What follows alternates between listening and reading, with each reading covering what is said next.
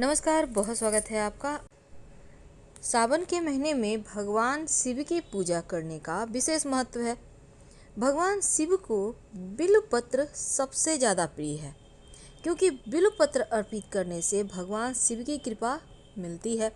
अब देखिए, बिल्वपत्र चढ़ाने के कुछ नियम हैं। उन नियमों का अगर आप ध्यान नहीं देते तो बिल्वपत्र चढ़ाने का फल आपको नहीं मिलता। तो सावन माह की शुरुआत हो चुकी है और भगवान शिव का सबसे प्रिय महीना है, तो भगवान शिव की पूजा बहुत ही शुभ फलदायी है। वैसे तो शिव जी एक लोटा जल से ही प्रसन्न हो जाते हैं, लेकिन हर तरह के मनोकामना के लिए अलग अलग वस्तु उनको अर्पित करने का विधान है। ऐसे में आज हमारा चर्चा है बिल्वपत्र पर। देखिए, भगवान शिव अपने भक्तों पर कोई भी कष्ट आने ही नहीं देते, और पुराणों की माने तो भगवान शिव जो श्रावण का माह है पृथ्वी पर भ्रमण करने आते हैं, इसलिए सावन में शिव जी की पूजा का महत्व बहुत ज़्यादा है। शिव पूजा में वैसे तो बहुत सारी बातों का ध्यान रखा जाता है, और बिल्वपत्र अर्पित करने से शिव की कृपा बरसती है। तो किन बातों का ध्यान रखें? देखिए, जब आप भगवान शिव को बेलपत्र अर्पित करते हैं तो पहला बात यह है कि आप बिल्वपत्र हमेशा उल्टा यानी कि चिकना सतह शिवलिंग की तरफ हो और जो रुखड़ा भाग है वो ऊपर की तरफ हो, तो ये आपको हमेशा ध्यान रखना है। दूसरी बात, बिल्वपत्र अर्पित करते समय आप हमेशा अपने हाथ के दाहिने हाथ के अनामिका फिंगर तो यानी कि जो आपके रिंग फिंगर है, अंगूठा यानी थंब, मध्यमा उंगली यानी मिडल फिंगर, अंगूठा, अनामिका उंगली और मध्यमा उंगली से यानी तर्जनी उंगली और कनिष्ठा उंगली को आप साइड रखें यानी ऊपर की ओर, और उससे आप 3 उंगली से बिल्वपत्र को पकड़कर फिर अर्पित करें, और साथ ही बिल्वपत्र अर्पित करने के साथ जल भी अर्पित करें। या आप वैसे द्रव एक ही साथ नहीं कर पा रहे तो आप चाहे तो बिल्वपत्र जल वाले लोटे में डालकर भी अर्पित कर सकते हैं, या फिर पहले बिल्वपत्र अर्पित करें फिर जल अर्पित करें। भगवान शिव को बिल्वपत्र के 3 पत्ती या फिर 3 पत्तियों वाला गुच्छा अर्पित करना चाहिए। 3 पत्ती वाला जो बिल्वपत्र होता है, धार्मिक मान्यता है कि मूल भाग में बिल्वपत्र के सभी तीर्थों का वास होता है। तो श्रावण के माह में बिल्वपत्र चढ़ाते वक्त आपको ये ध्यान रखना चाहिए कि बेलपत्र कभी भी अशुद्ध नहीं होना चाहिए, यानी कि पहले चढ़ाए हुए बेलपत्र को आप फिर से धोकर चढ़ा सकते हैं। फायदे क्या हैं बिल्वपत्र अर्पित करने के?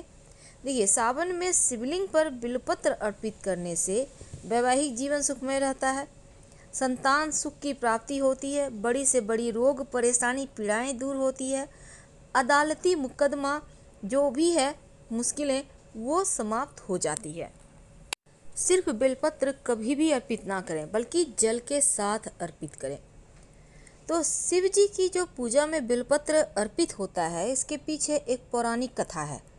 समुद्र मंथन के समय कई चीज़ों के साथ विष भी निकला, और ये विष चारों ओर फैलने लगा। पूरी सृष्टि को बचाने के लिए भगवान शिव ने इस विष को अपने कंठ में धारण कर लिया, इसलिए महादेव को नीलकंठ भी कहा जाता है। तो विष के प्रभाव से भगवान शिव के शरीर में ताप बढ़ने लगा, जिसकी वजह से आसपास का वातावरण जलने लगा। तो उस समय के एक वैद्य की सलाह से देवी देवताओं ने भगवान शिव को बिल्वपत्र खिलाया और जल से स्नान करवाया। इसके बाद भगवान शिव के शरीर में उत्पन्न गर्मी शांत होने लगी। तभी से भगवान पर बिल्वपत्र चढ़ाने की परंपरा चली आ रही है। तो बिल्वपत्र के साथ इसीलिए जल भी अर्पित किया जाता है। इससे भगवान शिव को शीतलता मिलती है और उनका आशीर्वाद मिलता है। लेकिन हमेशा 3 पत्तियों वाला बिल्वपत्र ही चढ़ाना चाहिए। अगर 3 पत्ती से ज़्यादा पत्ती है तो और भी अच्छा, लेकिन कटा फुटा हुआ बेलपत्र कभी भी शिव जी को अर्पित ना करें। जब भी बेलपत्र अर्पित करें, पहले शुद्ध जल से धो लें, फिर गंगा जल आप उस पर छिड़क कर फिर शिव जी पर अभिषेक करें। और बिल्वपत्र चढ़ाते समय नमः शिवाय या ओम नमः शिवाय का जप करें, तो जीवन के सारे संकट दूर हो जाते हैं। स्कंद पुराण कहता है कि एक बार माँ पार्वती के पसीने की बूंद मंदराचल पर्वत पर जा गिरी। इससे वहाँ एक पौधा होगा जो बाद में बिलपत्र के पेड़ के रूप में परिवर्तित हो गया। तो बेलपत्र औषधीय गुणों से भरपूर है। इनसे दवाइयाँ भी बनती है, कई तरह की बीमारियाँ भी ठीक होती है। लेकिन आज हमारा चर्चा है कि बेलपत्र पर वो कौन सा जादुई अक्षर है जो अगर आप लिख दें तो शिव देंगे वरदान, आपकी सारी मनोरथ शीघ्र पूरी होगी। तो एक बार नारद जी ने भगवान भोलेनाथ की स्तुति की और पूछा, प्रभु आपको प्रसन्न करने के लिए सबसे उत्तम और सुलभ साधन क्या है? हे त्रिलोकीनाथ, आप तो निर्विकार और निष्काम हैं, आप सहज ही प्रसन्न हो जाते हैं। फिर भी मेरी जानने की इच्छा है कि आपको सबसे ज़्यादा क्या प्रिय है। तो नारद जी की जिज्ञासा को देखते हुए भगवान शिव ने कहा, नारद वैसे तो मुझे भक्त के भाव सबसे प्रिय है, लेकिन फिर भी आपने पूछा है तो मैं उत्तर जरूर दूंगा। मुझे जल के साथ साथ बिलपत्र बहुत प्रिय है और जो लोग अखंड बिलपत्र मुझे श्रद्धा से अर्पित करते हैं मैं उन्हें अपने लोक में स्थान देता हूँ। भगवान का जवाब सुनकर नारद जी महादेव और माँ पार्वती की वंदना कर अपने लोक चले गए। अब नारद जी के प्रस्थान के बाद माँ पार्वती ने भगवान शिव से पूछा, हे प्रभु मेरी यह जानने की बड़ी उत्कृष्ट इच्छा हो रही है कि आपको बिल्वपत्र इतनी प्रिय क्यों है, कृपा करके मेरी जिज्ञासा शांत करें। तब शिव जी कहते हैं, हे शिवे, बिल्व के पत्ते मेरी जटा के समान हैं। उसका त्रिपत्र यानी 3 पत्ते ऋग्वेद, यजुर्वेद और सामवेद हैं। शाखाएं समस्त शास्त्र का स्वरूप है। बिल्व वृक्ष को आप पृथ्वी का कल्प वृक्ष समझिए और ब्रह्मा विष्णु शिव स्वरूप है। हे पार्वती, स्वयं महालक्ष्मी ने शैल पर्वत पर बिल्व वृक्ष के रूप में जन्म लिया था और इस कारण भी बेल का वृक्ष मेरे लिए अति प्रिय है। महालक्ष्मी ने बिल्व का रूप धरा, यह सुनकर माँ पार्वती कौतूहल में पड़ गई। माँ पार्वती कौतूहल से उपजी अपनी जिज्ञासा को रोक न पाई और उन्होंने पूछा कि देवी लक्ष्मी ने आखिर बिल्व वृक्ष का रूप क्यों लिया? आप यह कथा विस्तार से बताएं। फिर भोलेनाथ ने देवी पार्वती को कथा सुनानी शुरू की। महादेव ने कहा कि हे देवी, सतयुग में ज्योति रूप में मेरे अंश का रामेश्वर लिंग था। ब्रह्मा आदि देवों ने उसका विधिवत पूजा अर्चना किया और इसका परिणाम यह हुआ कि मेरे अनुग्रह से वाणी देवी सबकी प्रिया हो गई और भगवान विष्णु को सतत प्रिय हो गई। मेरे प्रभाव से भगवान केशव के मन में वाग देवी के लिए जितनी प्रीति उपजी थी वह स्वयं लक्ष्मी को नहीं भाई। अब लक्ष्मी देवी का श्रीहरि के प्रति मन में कुछ दुर्भाव पैदा हो गया और वह चिंतित और रुष्ट होकर चुपचाप परम उत्तम श्रीशैल पर्वत पर चली गई और वहां उन्होंने घोर तप करने का निर्णय लिया। उत्तम स्थान चयन करने लगी तो महालक्ष्मी ने उत्तम स्थान निश्चय करके मेरे लिंग विग्रह की उग्र तपस्या प्रारंभ कर दी और उनकी कठोरतम होती तपस्या जा रही थी।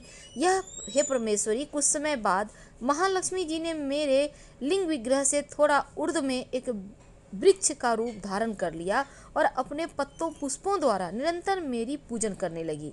इस तरह महालक्ष्मी ने कोटि वर्ष तक घोर आराधना की। अंततः उन्हें मेरा अनुग्रह प्राप्त हुआ। मैं वहां प्रकट हुआ और देवी से इस घोर तप की आकांक्षा पूछकर वरदान देने को तैयार हुआ। तब महालक्ष्मी ने मांगा कि श्री हरि के हृदय में मेरे प्रभाव से वाग देवी के लिए जो स्नेह हुआ है वह समाप्त हो जाए। तो शिवजी बोले, मैं महालक्ष्मी को समझाया कि श्री हरि के हृदय में आपके अतिरिक्त किसी और के लिए कोई प्रेम नहीं है। वाग देवी के प्रति उनका प्रेम नहीं अपितु श्रद्धा है। यह सुनकर लक्ष्मी जी प्रसन्न हो गई और फिर से भगवान श्री हरि विष्णु के हृदय में स्थित होकर उनके साथ रहने लगी। तो इस कारण हरि प्रिया उसी वृक्ष रूप में सर्वदा अतिशय भक्ति से भरकर यत्नपूर्वक मेरी पूजा करने लगी। तो हे पार्वती, इस कारण बिल्व का वृक्ष, उसके पत्ते, फल, पुष्प मुझे अति प्रिय हैं। मैं निर्जन स्थान में बिल्व वृक्ष का आश्रय लेकर रहता हूँ और बिल्व वृक्ष को सदा सर्वती तीर्थ में सर्वदेव में मानना चाहिए, इसमें तनिक भी संदेह नहीं है। क्योंकि बिल्व पत्र, बिल्व पुष्प, बिल्व वृक्ष अथवा बिल्व काष्ठ के चंदन से मेरी पूजा जो करता है वह भक्त मेरा अति प्रिय है। और बिल्व पत्र के वृक्ष को शिव के समान ही समझो। वह मेरा शरीर है।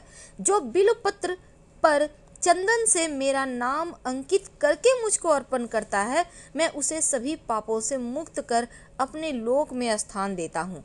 हे देवी, उस व्यक्ति को स्वयं लक्ष्मी जी भी नमस्कार करती है जो बिल्व से मेरा पूजन करता है।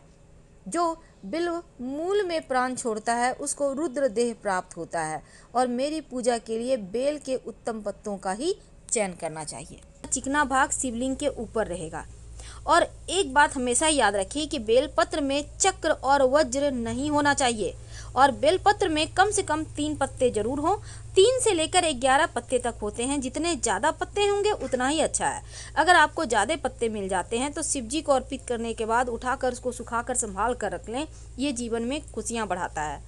और अगर बेलपत्र ना हो तो बेल के वृक्ष का दर्शन ही कर लें, उससे भी पाप नष्ट हो जाते हैं।